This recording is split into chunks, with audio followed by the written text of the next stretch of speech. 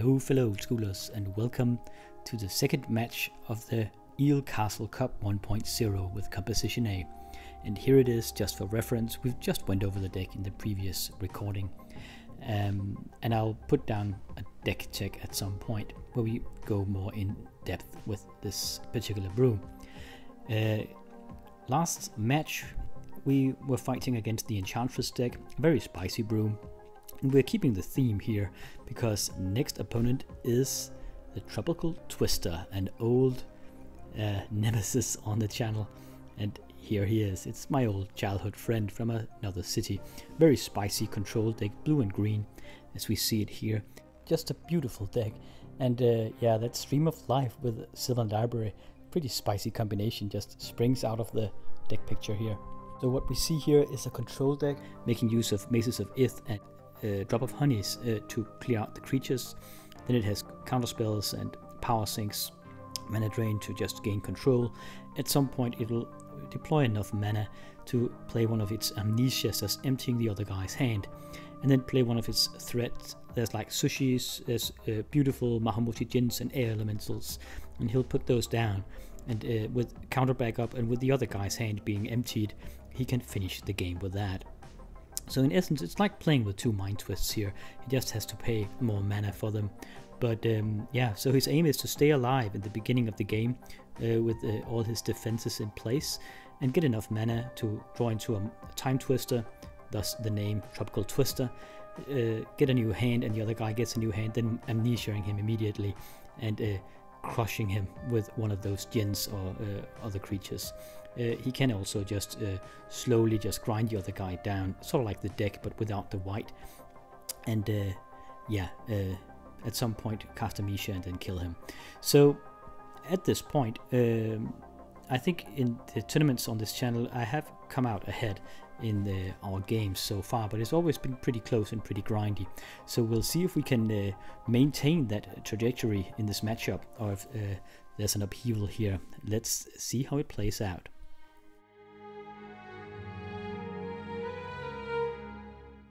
And we have Tropical Twister on that tropical Turkish playmat there, very fitting, and myself on that black Sorceress Queen playmat on the left. And I have to mulligan here, it seems. So we'll just cut a bit forward while I shuffle my deck one more time.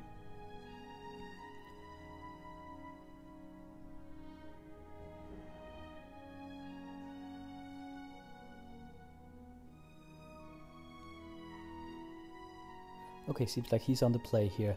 Starting off with that Candelabra of Taunus. Yeah, it's a great card in combination with Mazes of Ith, and he also plays with Island of Wak-Wak in that sideboard. Okay, just land go from Composition A here. Badlands and an Underground Sea. Don't tend to draw a lot of Moxen in this tournament so far. Okay, a Mox, and then oh, he really attacks here into a red mana. Okay, but yeah, it's a risk, but he made it work here, doing 2 points of damage. Ooh, another Factory number. I see mana starved here. Drawing into a red Mox. Okay, I can finally get a Hypnotic Spectre out at this point. These tend to be very brutal against him if he can't remove them immediately. Oh, but he has enough mana for me. Look at that hand. 2 Underworld Dreams, Hypnotic Spectre, 2 Empty and a Disenchant, and a Brain Geyser. Such a strong hand. But yeah, you should never be mana starved against him, because if you give him enough breathing room, he'll just do this. Okay, taking out his Sonic Blast here, that's pretty brutal. So yeah, paying the courtesy back here, one card at a time, at least. Oh, but that's a Djinn, and I'm without a hand. Factory coming down here. I have no white mana, it seems, and I need that for Swords to Plowshares. At least as a defending Factory. The thing is, will he attack with that Mahamoti Djinn and then let me get in with the Hypnotic Spectre? That's the thing.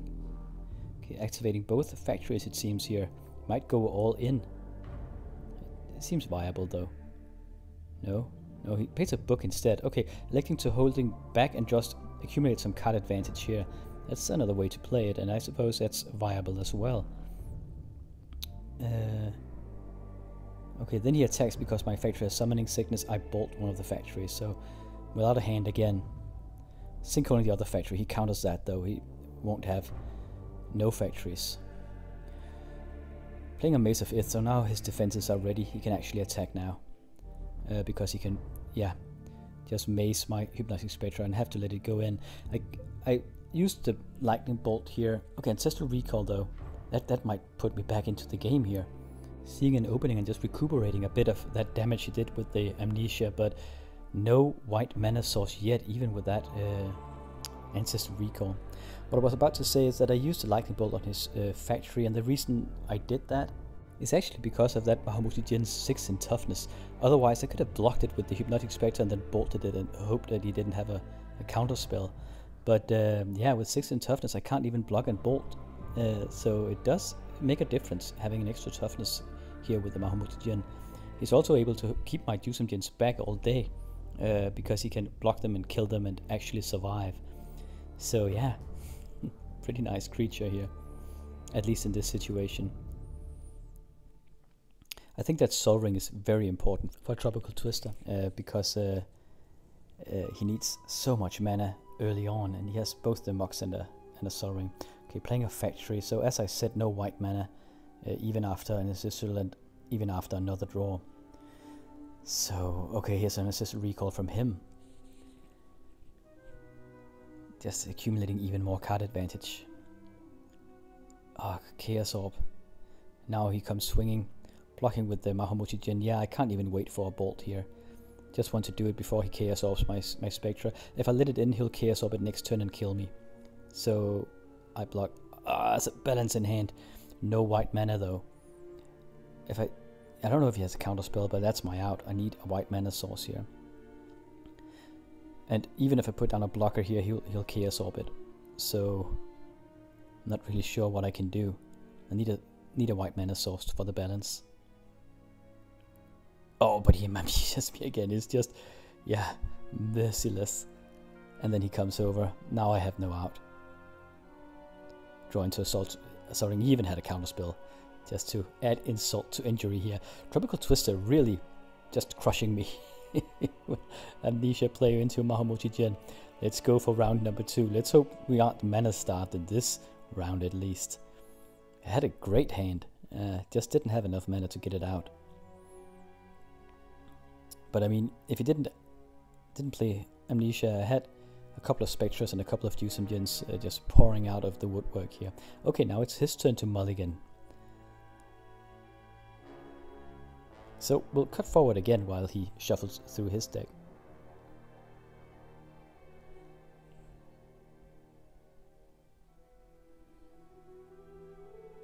Seems like I'm keeping a full hand here. Yep, okay, he's keeping as well. Scrubland go, still no Moxen.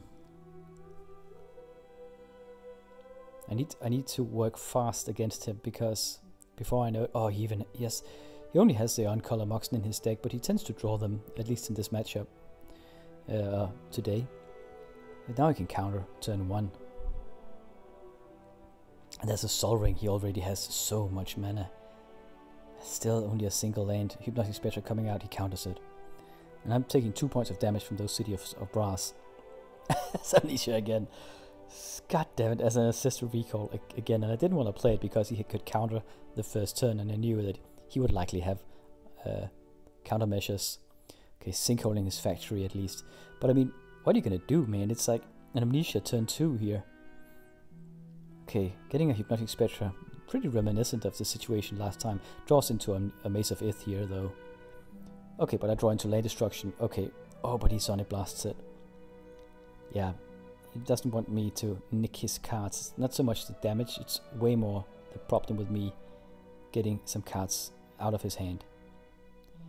Okay, activates and attacks with the factory. Yeah, it's a real dilemma here. He likely has a Sonic Blast, right? Or Crumble. But you gotta draw it. He's trying to block and he crumbles me. Crumbles it before block, so he gets in for 2 points of damage here. I bring guys for 2. Oh, he power sinks me. Taking 2 points of damage from those Cities of Brass. This is a real pickle. He comes again with a factory. Mox, not what I need. Coming over again. I'm at 7 points of life here. And at 5 points of life. One more attack and he can finish me with a Sonic Blast. Our third City of Brass. Here he comes, going to 3. Will he kill me? No. My turn. Sinkholing the factory and can't counter. Otherwise he would have, that's for sure. Just drawing into a bad land here. So, bunch of mana, but there's a Jin. Okay, I red blasted though. Hanging on by a thread here. Red blasting his Mahamouti Jin, otherwise that would be curtain call. Getting a factory down here. Pretty mana flooded, both of us it seems. He could try to... Okay, another factory. Yeah, he could try to save up with that library, I suppose. So, what's happening here? Yeah, activating both factories, just crumples one of them. I'm surprised I didn't attack with the other one. Does he? Oh, he has a Mace of Ith, that's why. That's why I didn't attack the turn before. He has a Mace of Ith at the bottom of the camera there. So now only a single factory and he has a Mace against it. Underworld Dreams against him. Those tend to be very good, but the moment he gets a Sonic Blast, that's game. I need a Red Blast as counter backup. So sideboarded those in. He's starting to take damage here. At least that's that. Now Tranquility though. And then Sonic Blasting me. Okay, I activate the factory and Soft Deployer to stay alive, but even that is blocked by a mana drain. So even my sneaky way of getting out of that pinch, trying to kill my own creatures to gain life, is blocked. Tropical Twister just running me over here. What games. Amnesia really making it a one-sided affair, this one. So yeah, he got some revenge from our previous matchups in the tournaments, and yeah, I suppose it was about time. I've been lucky so far, so this time it was his turn. After this, we have a bonus game. I'm coming up against match number 3 here, and we can just squeeze it in here because sadly the camera didn't work at one of the matches. So here we have my third opponent's deck here. It's blue and green again, but an entirely different approach than Tropical Twister. This is an aggro deck, really trying to just rush you down with a bunch of small critters and flyers. Just with a full playset of Script Sprites and Flying Men and Agodian Pixies. Then it uses those unstable mutations and giant growths just to buff them up. And yeah, with those Berserks, they can go to town, that's for sure. They can also be pumped by the Pendelhaven that will provide a +1/+2 fast effect buff to a 1/1 creature. Then we have some Sonic Blasts and some power to round it off. And some mana ramp in form of the Llanowar Elves and the Birds of Paradise. Having just lost against Tropical Twister here, we have 5 rounds of Swiss, and that in general it means that you are allowed to lose a single game and still be sorta secure for the top 8. But if you start to lose 2 games after 5 rounds, it's gonna be really hard. It will come down to you being, well, I'll have to be lucky, and probably it won't be enough to get in. So I have to win every single game from now on just to qualify for the top 8, because I lost so early that 1 life I had in the tournament. So yeah, this is pretty damn important. Luckily, Composition A is usually okay against aggro, but we'll see. This is a fast little critter here with a lot of buffs. He can probably do some damage very, very quickly with those Berserks. And fly over my Deuce and Gens on top of that, but we'll see. Let's get ready for the match here. And this is Bjarne on the right here. No playmat for him. He's keeping it really old school. We actually found out during this match that we know each other from way back in the 90s, where we had played Magic tournaments together. And he also plays chess, and I went with him for one of his tournaments there. But it's been ages, so it's kind of fun, and it was in an entirely other city. Anyway, let's get back to the game. Just fun to meet some old acquaintances like this 20 years later. Script Sprite and a Pendelhaven turn 1 here. So that's a pretty nice start from him. Okay, finally getting some mucks in here. And a Sol Ring. Very, very quick start. This is time walking. Okay. Yeah, this is more the composition that I know. It seems now it's starting to do broken stuff. And a Jusumjin. Okay, Jusumjin turn 1 here. Now we're talking. Okay, yeah, what will he do? He doesn't have Sorcerer Plowshares against it, but of course he can block, pump with the Pendelhaven and then Giant Growth. That'll actually make... That'll kill the Jusumjin and... Okay, but he doesn't have one, it seems. He attacks here, push down a bird, and pumps the Script Sprite with the Pendelhaven +1/+2. So, yeah. But if he draws Giant Growth, that Script Sprite can become a 5/6. So we counter attack for 5 points of damage here, using those crystals for life in the bottom right. Another Jusumjin coming out. Okay, this is, yeah. This is just music to my ears. Coming over, okay, Golden Pixie's coming out here. But, yeah, it's like 2 aggro decks coming up against each other, but Jusumjin's, man, when you get the mana early on. Oh, okay, Sorcerer Plowshare in one of them. I'm doing that just to do more damage, because he can't block me then. Getting in for 10. Are you nuts? And a certainly be free just to block the Script Sprite in his counter move here, and then sinkholing his Pendelhaven. Yeah, so next turn that's 13 points of damage on him. He forfeits the game here. So, really quick game. I mean, that was just a brutal beatdown. And just a show of me being extremely lucky and everything just clicking. I won this match actually 2-0, and the other match was kind of like this. Me just being lucky and drawing into a bit of ramp and then getting some huge demons out, time walking and doing damage. So yeah,